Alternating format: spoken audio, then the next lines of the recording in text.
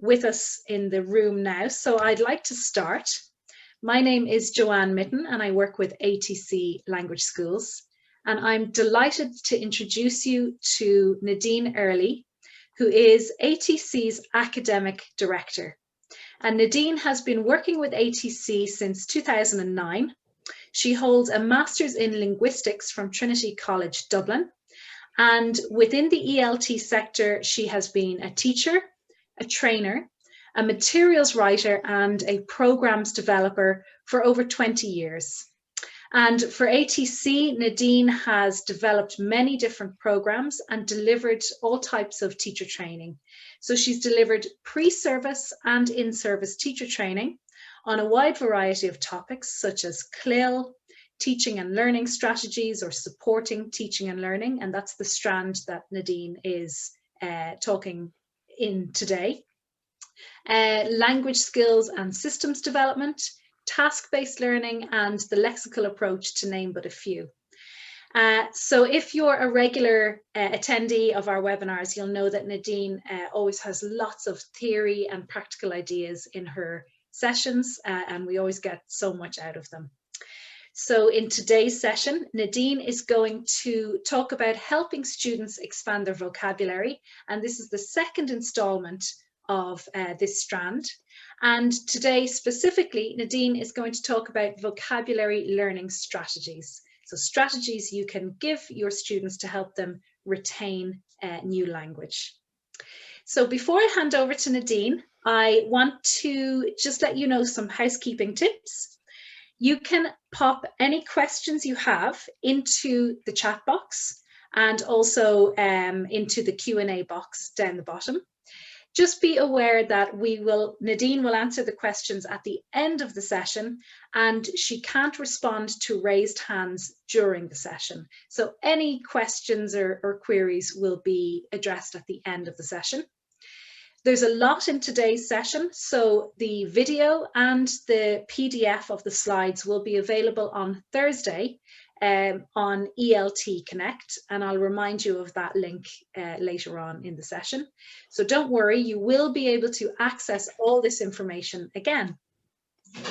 Okay, so I would like to hand you over now to Nadine, and thank you very much. Thank you, Joanne. Excuse me. Hello, everybody. You are all very welcome today. A big hello to Sandra, who I saw pop up there in the chat. Long time no see. I'm glad you joined us today, Sandra.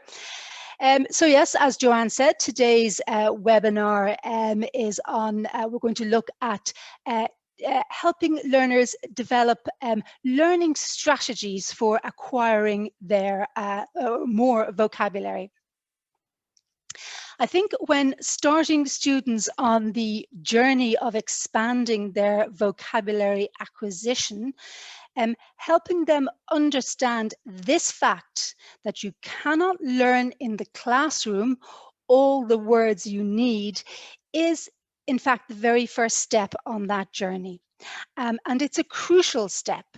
And the student who understands this and has been given a few sound strategies for independent vocabulary learning is the student who will succeed in their vocabulary learning. So a learning strategy is essentially the process by which information is obtained, stored, and then retrieved and used. Today, what we're going to look at are strategies for understanding and figuring out the meaning of new words, which we call discovery strategies, and strategies for storing and remembering words, importantly, which we'll call consolidation strategies. We'll look at some of the research and the thinking behind these strategies, and we'll look at activities that can and indeed should be used in the classroom as a way of teaching vocabulary and training our learners in the use of these strategies so that they can use them independently. So teaching discovery strategies is important when it comes to dealing with low frequency words. High frequency words, words that occur a lot in the language, they're so essential for the learners to have that time should be spent working on these in the classroom. But low frequency words arguably will not be met often enough to merit individual explicit teaching. So since teaching time is not necessarily justified on these words, it's worth teaching students a few strategies to help them deal with such words when they meet them, when they encounter them in the language. So the most common discovery strategies are, of course, using dictionaries. That's the most obvious one, and the one, I guess, that students will turn to first when they want to know the meaning of a new word. And then there's the strategies of guessing, and training learners in guessing is hugely beneficial because, as we'll see later, there are great gains to be made in retention or in memory of words that are worked on in this way. So we can guess from context. This is done using contextual clues, pictures or headlines or things like that. Or if the language is spoken, then gestures and intonation and such.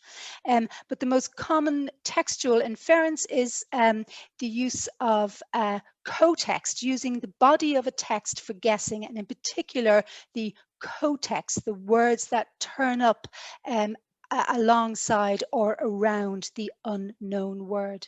And this can be a great way of acquiring new vocabulary, but learners must have a certain level of proficiency to do this, and they must also have adequate background knowledge of the subject of the text, and they also must have strategic knowledge of how to effectively go through the inferencing process. And this is where the strategies of perhaps guessing from an L1 cognate or probably more importantly and more commonly, guessing from their structural knowledge that they already have of the language. This is where these strategies come in.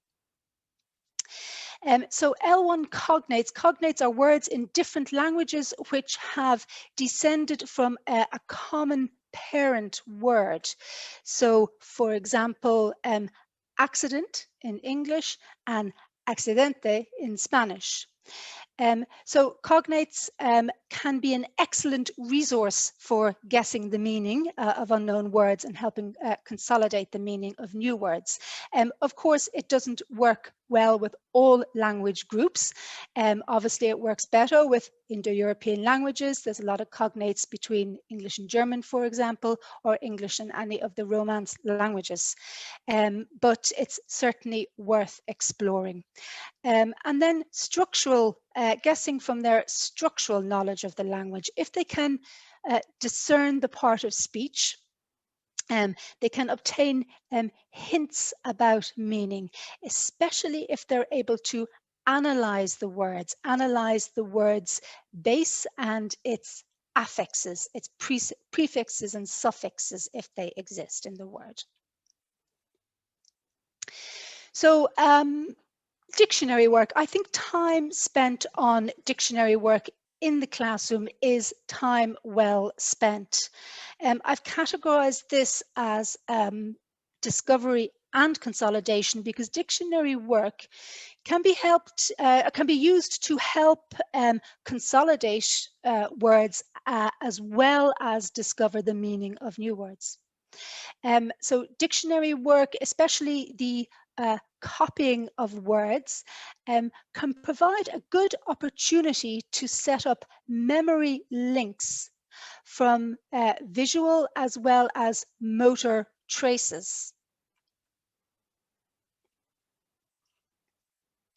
So for example, after checking the dictionary, copying down the word a number of times while saying it or while visualizing its meaning, copying the word, looking it up in a dictionary, and then paraphrasing it. Creating a set of flashcards of words with their definitions with words and or pictures, or matching words with their definitions. Anybody who saw my previous webinar on teaching key curricular terms, which was in the CLIL strand of webinars, I looked at these two online resources. For this one here, I looked at CRAM, which is a website that you can use very, very easily for making your own sets of flashcards. And I looked at the online Cambridge Learners Dictionary, where there's a function called word lists, where you can create your own word lists from the dictionary, and then use these word lists in various ways to study the words and their definitions. There's lots of different things you can do with them. So, and Quizlet, I didn't look at that then, but Quizlet does the same thing as CRAM. You can use it to make flashcards. So if you want any more information on these, if you want to see some examples of these, check out that webinar on teaching key curricular terms. Then we have L1 cognates. Now this fact here, this was a news flash for me. It was a real eye-opener.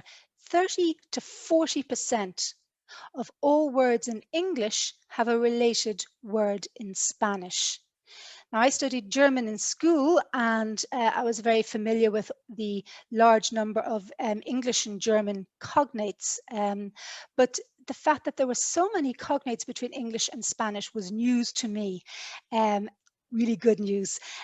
So yeah, 30 to 40%, just think about that. That's such a huge percentage. So I just want to show you now, if I have my link here.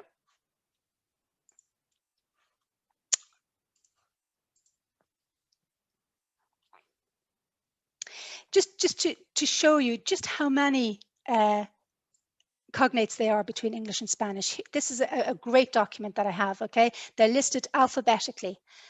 Just look at all of those cognates between English and Spanish. How many words that come from the same parent word, and they're so alike. They're very alike in their spelling and or pronunciation. And even with a very basic knowledge of the target language, you can generally figure out what a word is if the cognate is close enough.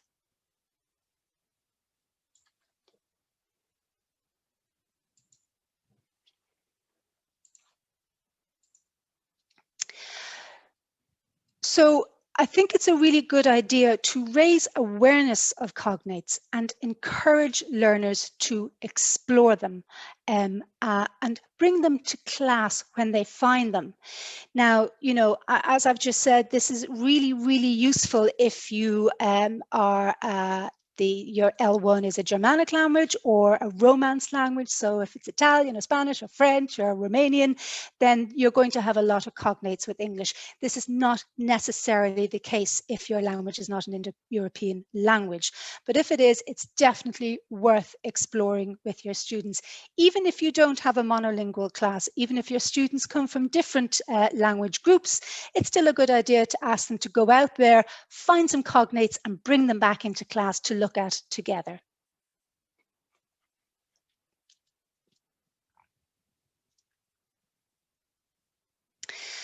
Another discovery strategy that should be developed is guessing from structural knowledge of the language. And the key here for the L2 learner is being able to depend on their background knowledge of word parts to deal with new vocabulary. This is known as Thompson's list of 14 master words.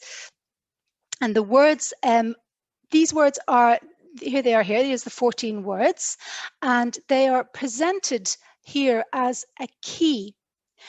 And with this key, the idea is that students can unlock the meaning of many, many more words. It's estimated that these 14 words can unlock the meaning to 14,000 words in the Webster Collegiate Dictionary, and possibly up to 100,000 words in an unabridged dictionary. So the students learn the 14 master words and their meanings. They learn the meanings of the roots, and they learn the meanings of the prefixes. And then they are better able to analyze unknown words into their component parts, guess their meaning based on this knowledge. And again, the work involved in this discovery strategy, the analysis that takes place at this stage, also leads to better consolidation. So as I said, this is particularly useful to, this one in particular, to speakers of Romance languages, or indeed anyone who has a knowledge of Latin. I think this is useful perhaps to very advanced learners, or even to native speaker students needing academic English, working, undergraduates, for example. It is perhaps a little bit tricky for students who aren't at a very proficient or advanced level of their language learning. However, there are lots and lots, as I'm sure you know, of ready-made lists out there already with base words and their affixes, their prefixes or their suffixes that can be used as reference materials. So I'll just show you quickly now my two favorites, and I have these referenced at the end of this presentation.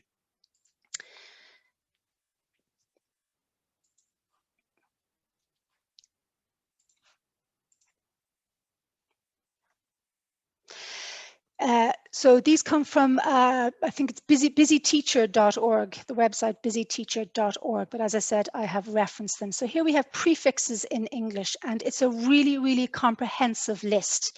You have your prefix, you have what it's mainly added to, adjectives, nouns, or verbs, so on, the usual meaning of the prefix, and some lovely examples. And it's 5 pages long, so there's lots and lots and lots of different prefixes here, and they're categorized. Negative prefixes, a, dis, in, non, un. Reversative, to reverse an action or remove something, dis, un, di. Measure, number prefixes, degree or size prefixes. Locative, placing something somewhere. Time and order, and so on.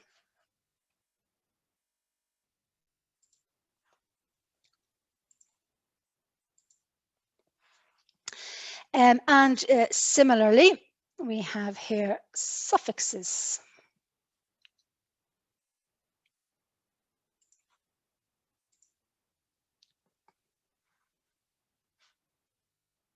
Six pages of them. Okay, so these are the noun suffixes, and then suffixes for states, qualities, activities or processes, occupations. Neoclassical, those I guess that come from very obviously from Greek and Latin.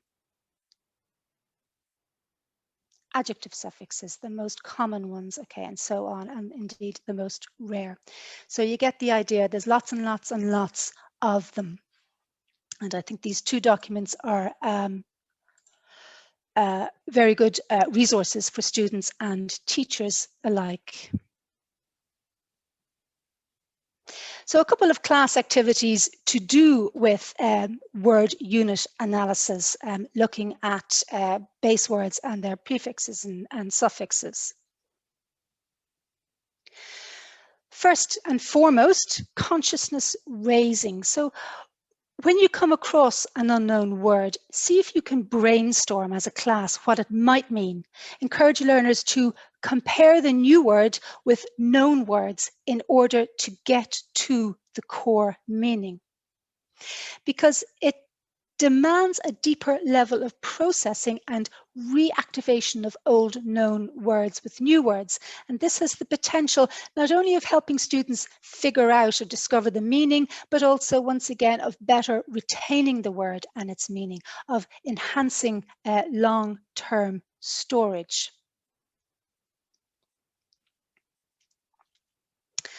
And then we have transformation exercises. So, for example, students complete a text with a missing word. The base word is provided and learners have to transform the base word by adding the affixes. So, for example, the word interpret might be provided, and students have to decide from the context of the text if the word that fits into the text is misinterpret or reinterpret or interpretation. So this type of activity is best done with a text that is not too demanding, not too challenging in terms of its overall meaning. Perhaps a text that was worked on previously for comprehension, and a text that's now being revisited later down the road to work on in this way. Then we have classification activities.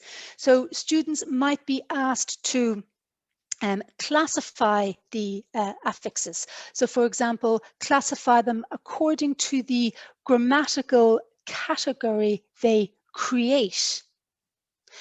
This can be added to adjectives to create nouns, or the grammatical category that they can be added to. So here these words might be given, and maybe students are tasked with picking them apart and deciding what part of speech the base word is. Or they can be asked to categorize them according to their meaning. And then, of course, after classifying, students will be tasked with producing their own examples. And then we have matching, cutting up base words and affixes and matching them back together and then categorizing them. And matching activities can be great fun, moving things around and trying to decide if it looks right or if it sounds right, building up words from separate parts, separate units, and then classifying them according to their affixes and checking in a dictionary. So all of these activities are training learners to see and to be aware of morphemes, of the small word parts or small word units, and how useful they can be for understanding new words and indeed creating new words.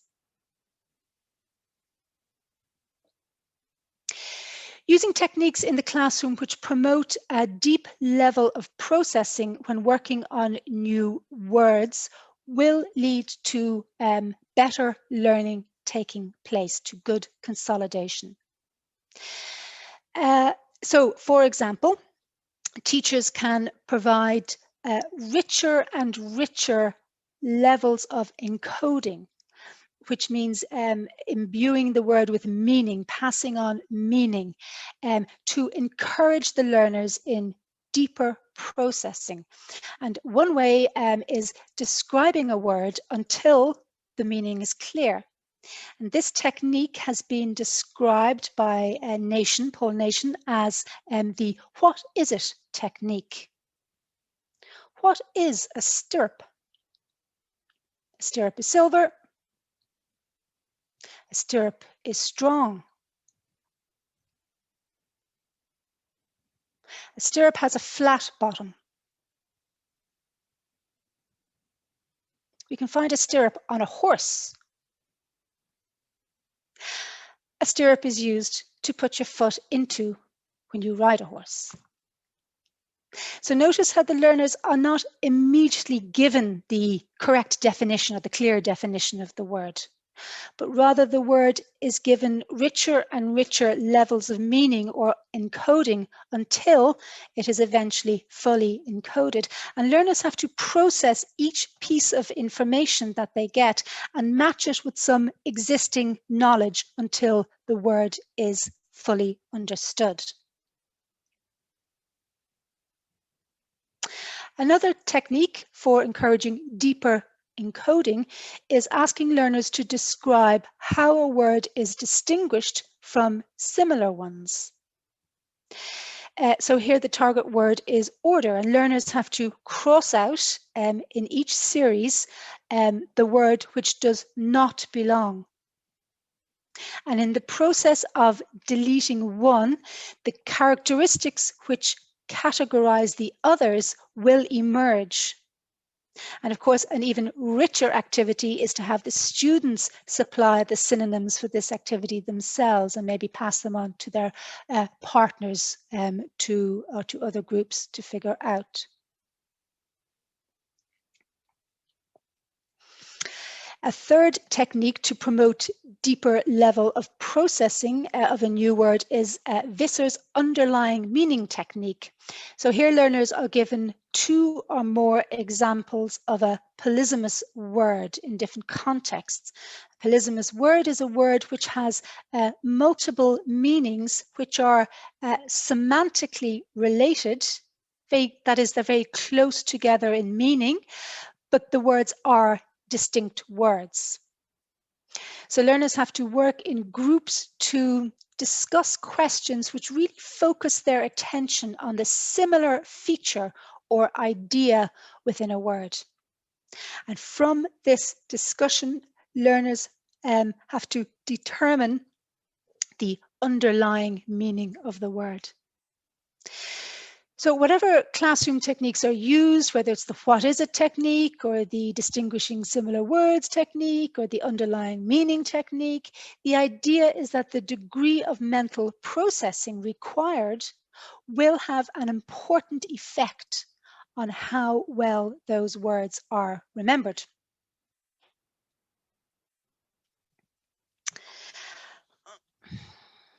Other ways of enhancing remembering are to facilitate imaging and concreteness.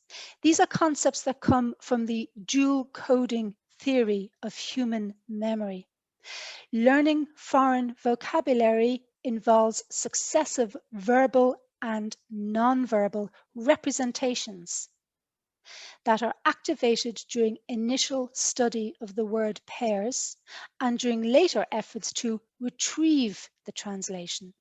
So the word pairs means a target word and its L1 translation. According to this theory, the mind contains a network of verbal and non-verbal or image representations for words. And when learners image words to be learnt, the possibility for later recall is much greater than if they made only verbal links. Another aspect of the dual coding theory is that learning is aided when material is made concrete. That means psychologically real for the students within the conceptual range of the students. So this might mean giving lots of personal examples, relating the words to current events, providing experiences with the words, comparing them to real life, or better yet, having the students compare the words to their own lives. This tapping into past experience is an important part of dual coding theory.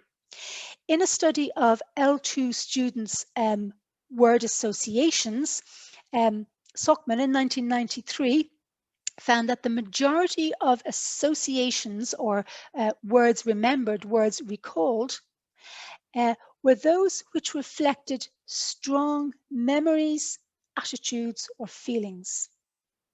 That is, words which appeared to be stored in the mind along with images of past experience.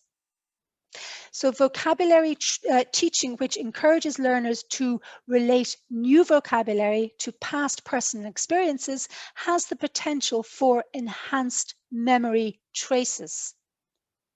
The proponents of dual coding theory maintain that imaging and concreteness, so creating non-verbal representations and relating to past experience, create very powerful integrated verbal and non-verbal links, which are reintegrated and strengthened each time a word is evoked.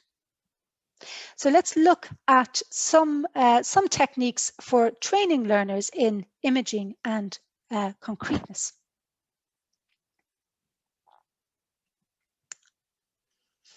So mnemonic devices or aids to memory, these are different strategies that we can use to help us store and retrieve new words. And there are many, many different types.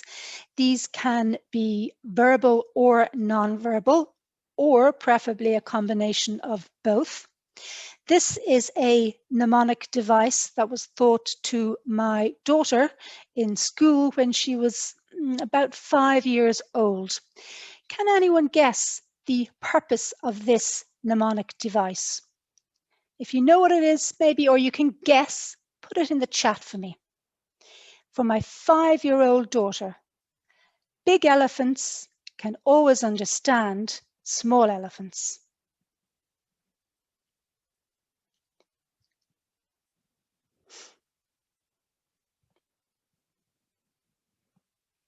Nope. Any ideas? No? Well done. Well done, Tatiana. Yes, yes, it is. It's because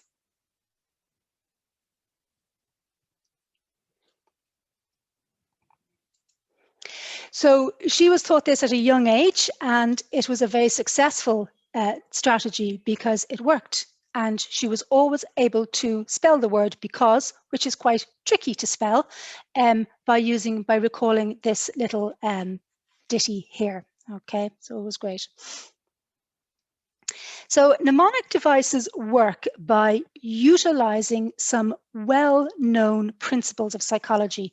A retrieval plan is developed during encoding, and mental imagery, both visual and verbal, is used.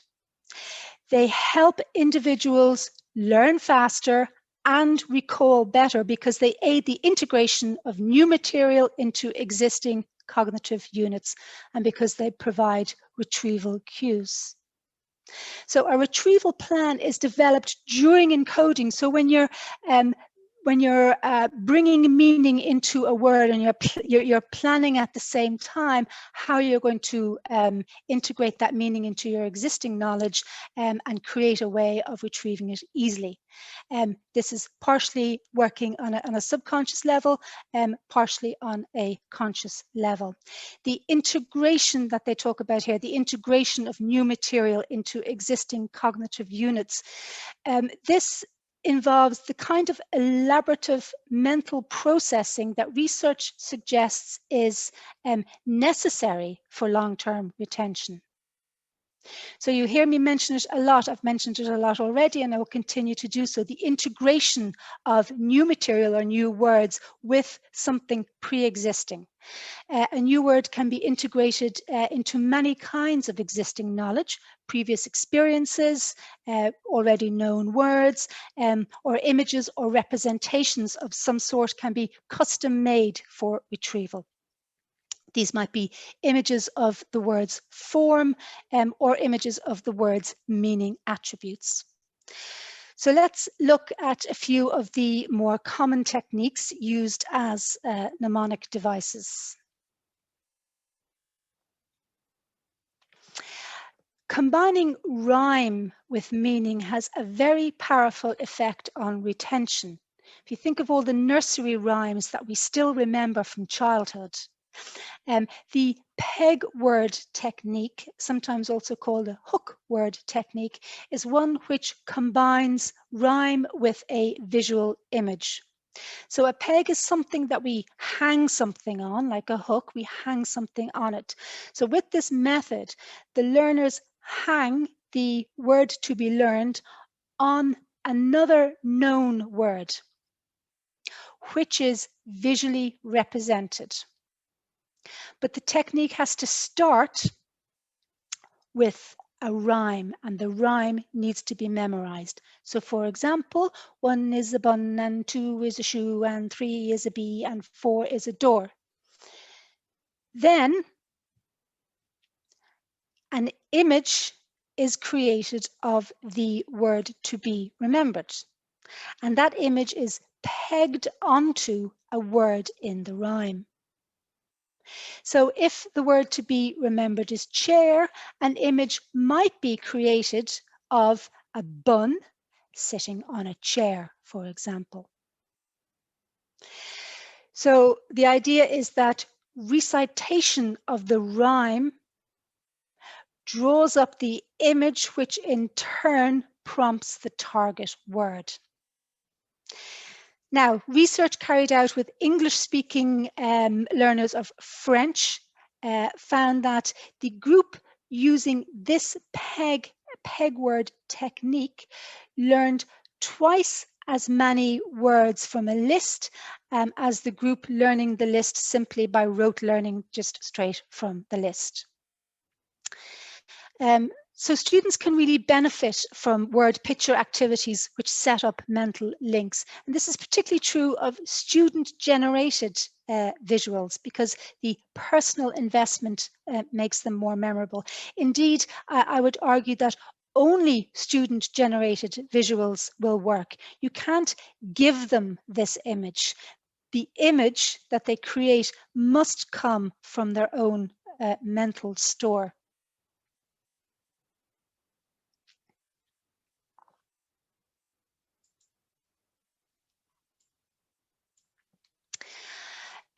But of all the mnemonic devices, the technique believed to have the greatest success is a technique which employs an acoustic or phonological representation and a visual representation combined.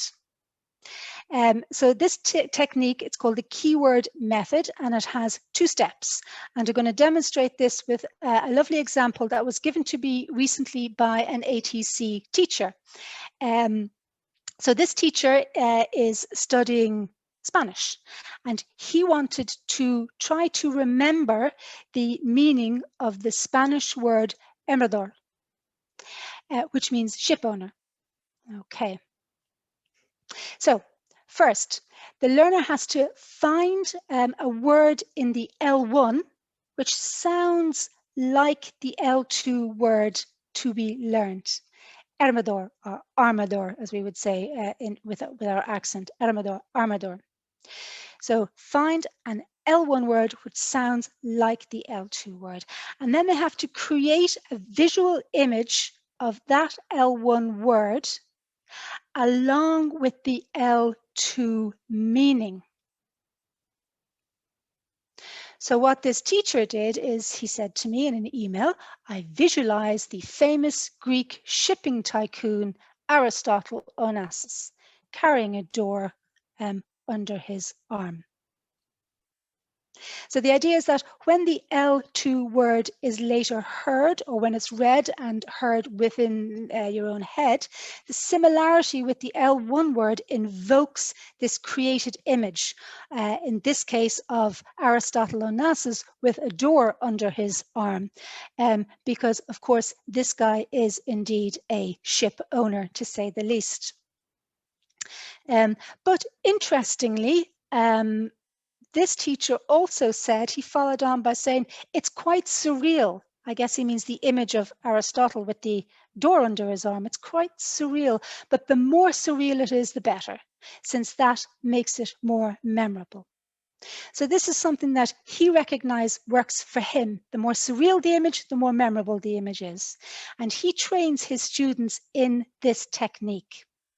A number of studies have shown the keyword method to be highly effective.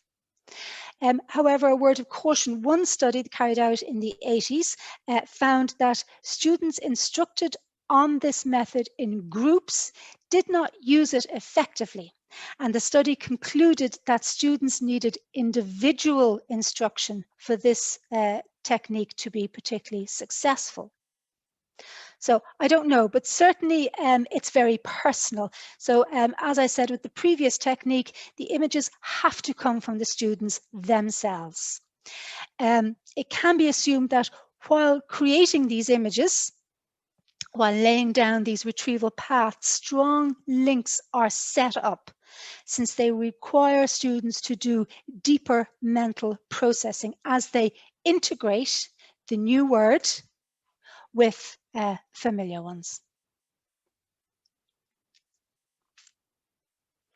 Another mnemonic is a spatial mnemonic that's known as the loci method. So learners recall a familiar place, can be a street, it could be a room or a building, and they place the first item to be learnt in the first location, and then the second item in another location, and so on. And then to recall them, they walk along, in this case, the street, picking up or retrieving the items as they go along. This is a street in Dublin. Some of you may recognize it, a street that's very familiar to me. I have tried this method, but it doesn't really work for me. And I think it's because I have very bad spatial awareness. I'm always getting lost. But certainly the keyword method, the previous method, works well for me. So studies done with both L2 learners and L1 learners learning lists of words show that those using this method, as opposed to rote learning the list, learned twice as many words as those rote learning the list. So after carrying out extensive research into mnemonic devices and the keyword method in particular, the educational psychologist Levin concludes that although mnemonic strategies may not be for all students all of the time, the research evidence overwhelmingly suggests that they are for many students some of the time. It can be argued, and indeed teachers do argue, that these techniques aren't useful because they require too much effort to use effectively. But I believe that it can only be of benefit to learners to train them in using these techniques. They may not work for them, they may not like them, but some of them will like them some of the time. And we should also remind them that these techniques, of course, can be transferred to other areas of knowledge, to all areas of knowledge, even down to trying to remember what's on your shopping list.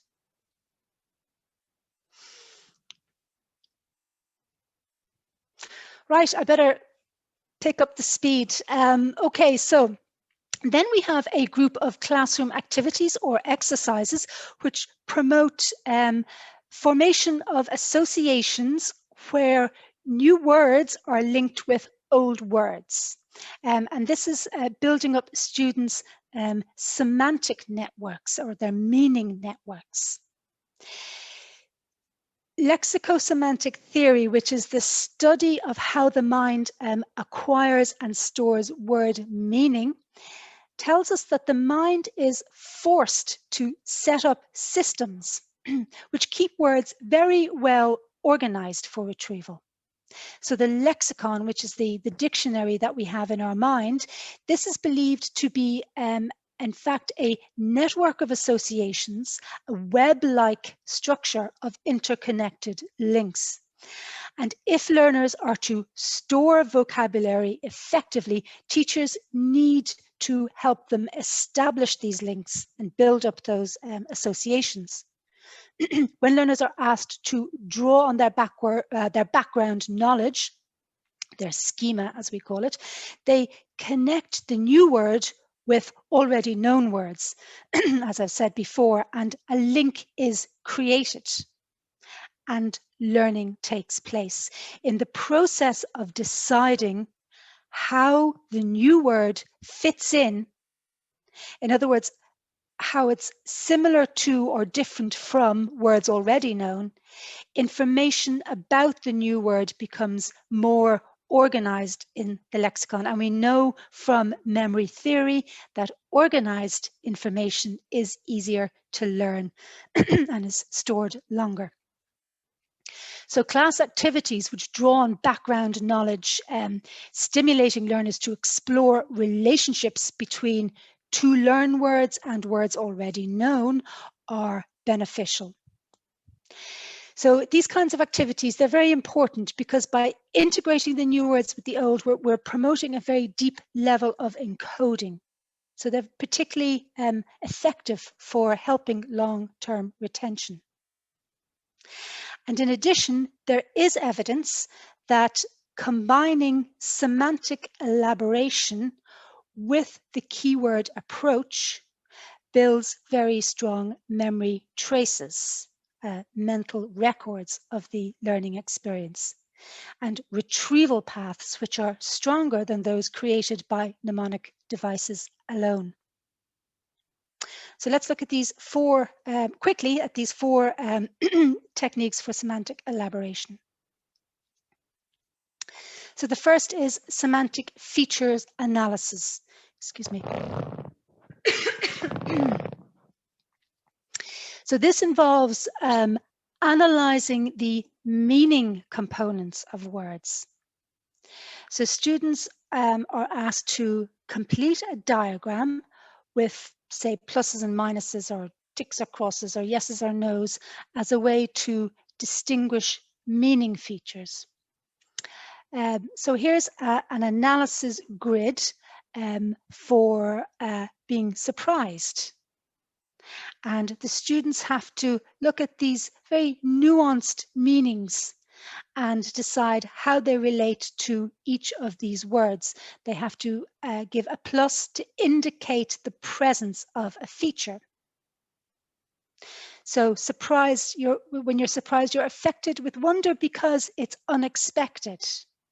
Astonished because it's difficult to believe.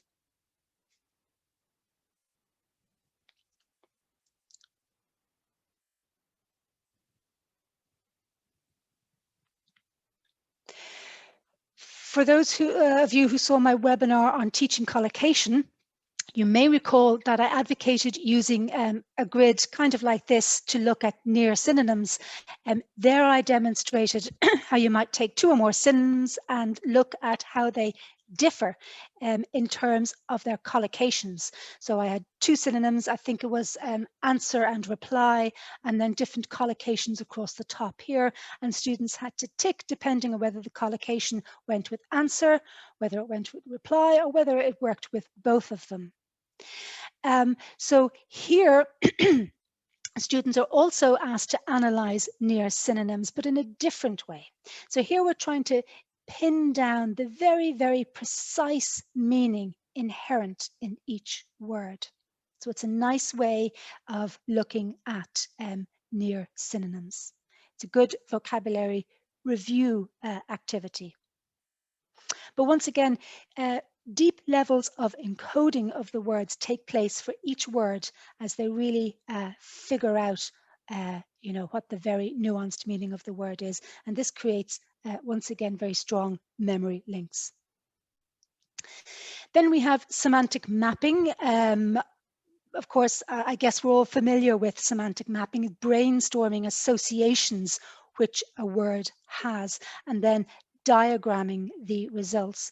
So here students have been given the word faithfulness and were tasked with brainstorming a list and then clustering words together based on semantic relations or sense relations, words that have a related sense. After clustering the words, which they feel go together, they can then map the relations between the words. So both semantic feature analysis that we just looked at previously and semantic mapping can promote a great deal of student interaction. So they're great class activities. And of course, learners can use them to log words, and they can add to them as new words are encountered. And these semantic exercises will not only be visual reminders of links within the lexicon, but also, I think, of the students' expanding vocabularies. Ordering is another technique which helps students distinguish differences in meaning and enhance retention. So when students are asked to to arrange a list of words in a specific order, organizing the words will integrate new information with old and therefore establish good memory links. So here the students are given these words scrambled and have to organize them whole parts. Here they have to organize these words according to a degree of disagreement. And here, analogy, A is to B as X is to Y. So indeed, having students generate these scrambled lists themselves, which include the target vocabulary, is another opportunity to increase depth of processing. And students can generate lists that they can give to their classmates to work out. And finally, we have pictorial schemata or visual schemata. And these are techniques which ask students to deeply process words, again, by organizing them and making their meanings visual, more concrete. Typically, we can, excuse me, we can use a scale or a cline moving from one end of a spectrum right through to the other. Or we could use a Venn diagram where we can see the meaning sense of two similar words. We can see where they merge and where they differ. So it is important to note that interference can occur when these words are presented initially in semantic groups like this. So these techniques are good techniques to use as review activities for consolidation. So speaking of review activities, according to J.C. Richards, knowing a word means knowing how often it occurs, the company it keeps, its appropriateness in different situations, its syntactic behavior, its underlying forms and derivations, its word associations, and its semantic features. So it's highly unlikely that a student will be able to grasp even one meaning sense of a word in one encounter, let alone all the degrees of knowledge inherent in learning a word. But as the student meets the word through a variety of activities and in different contexts, a more accurate understanding of its meaning and use will develop. So teachers must consciously cue reactivation of vocabulary. But re-encountering a new word has another significant reward. So according to the theory of human memory, Badley says, the act of successfully recalling an item increases the chance that that item will be remembered. This is not simply because it acts as another learning trial, since recalling the item leads to better retention than presenting it again. It appears that the retrieval route to that item is in some way strengthened by being successfully used. So what Badley is saying here is that when a word is recalled, the learner subconsciously evaluates the word and decides how it is different from other words that she could have chosen. And she continues to change her interpretation of this word until she reaches a satisfactory range of meaning. And every time this subconscious assessment takes place, retention is enhanced.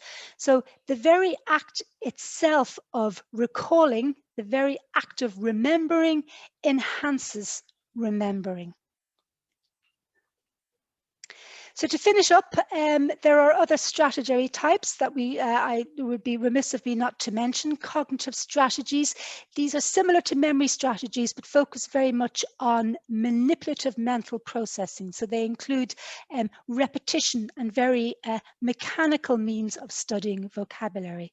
So most commonly they involve repetition, verbal and written repetition, using flashcards and word lists, rote learning, taking notes, rote learning of notes, rote learning of vocabulary sections in course books, keeping vocabulary notebooks, sticking words onto objects, recording yourself saying words over and over again, and the explicit study or visualization of the orthographical form of a word, or how a word is written.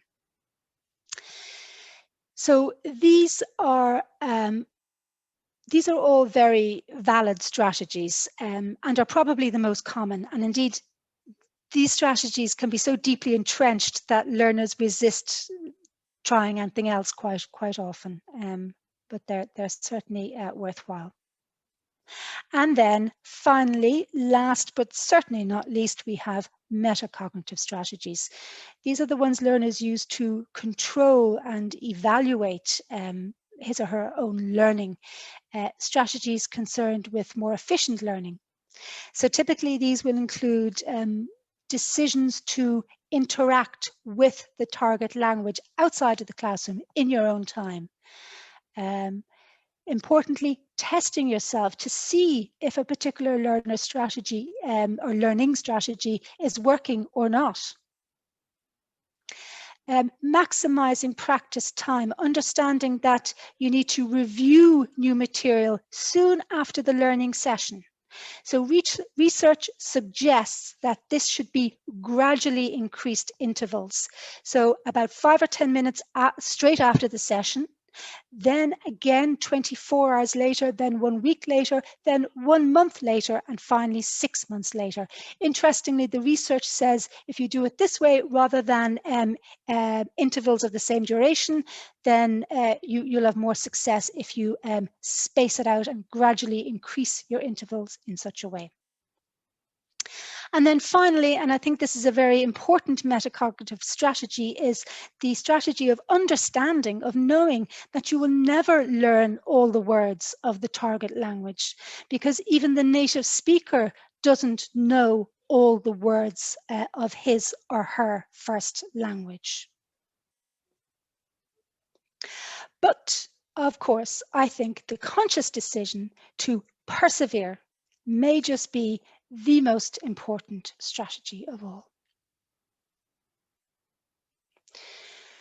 So, references and resources, loads of really good activities in this book for working with dictionaries in the classroom. A lot of the research I quoted came from this book here. It's a great book for theory, but also for practice as well. There's lots of activities in it. And here are the websites I quoted earlier for cognates and affixes. Thank you. Fantastic. Thank you so much, Nadine. That was just wonderful. So many ideas and activities and so much theory behind it. It was absolutely brilliant. So I know some people have asked if you can get these materials. Absolutely. If you go to eltconnect.com. By Thursday, this recording will be up, and I'll also put the PDF of these slides because there's just so much in the slides, so you'll be able to see everything there. Now, Nadine, I don't know if you have any questions in your Q&A or chat box. I don't seem to have any in mine. No, I don't, Joanne. There's no questions here. Does anybody have any questions for me? So you can pop questions into the chat box. Ah, yes. Can you please write down where we can get the materials? Yes. Okay, here it is now. I'll bring it up just here. eltconnect.com. And just to give an explainer, ELT Connect is ATC's blog, and it's run by Aoife McLaughlin, who is our Director of Studies in Bray. And it's a series of articles, lesson plans, and all these webinars Plus, if you want to sign up to future webinars, you can do so on that blog as well. It's a really great way to keep connected with us, but also to access lots and lots of materials. And if you want to contact us about any of the teacher training courses that we have, or any of our student courses, you can go to info@atcireland.ie. You can email us there. And we have a question from Juicy. And the question is a question about cognates. In Italian, we can have the problem of false friends. Yes, in all languages really, and the one that always comes to mind for me is the German word for poison, which is Gift. So a false friend is when you have two words the same across two languages, but in fact they are not semantically related and they have very, very different meanings. So I have to be very careful in German not to say to somebody, I give you a gift, when in fact I'm saying I'm giving you poison. You know what? There are so many more cognates than there are false friends. So you just have to be aware of what the false friends are and flag them when you see them and point them out to students. Yeah, good idea. Yeah, sometimes it's easier to know those anomalies and get them flagged. Fantastic. We have another minute, so if anybody has any further questions for Nadine, pop it into the chat. Thank you so much for all your lovely comments, and really great to see people returning again and again to the webinars. So lovely to see all our returning attendees. And finally, while we're waiting for any last questions, just to let you know that this Thursday, 1 p.m. Irish time, I will be on Facebook Live. So you can join me on Facebook, the ATC Language Schools Facebook page. And I will be talking about the key takeaways from this session. If you have any further questions, you can come with them there. And I'll be talking about our webinar next week. So next week, I will be talking about student pastoral care. So looking after your students in these strange times, looking after their pastoral care rather than focusing on the classroom.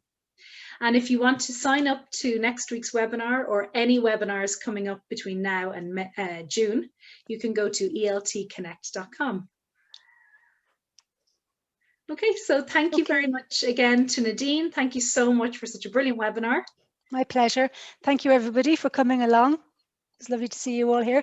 Yeah, great to see everyone. Thank you so much. And maybe I'll see you on Thursday, and I will see you next Tuesday as well. So thanks everyone. Bye. Bye.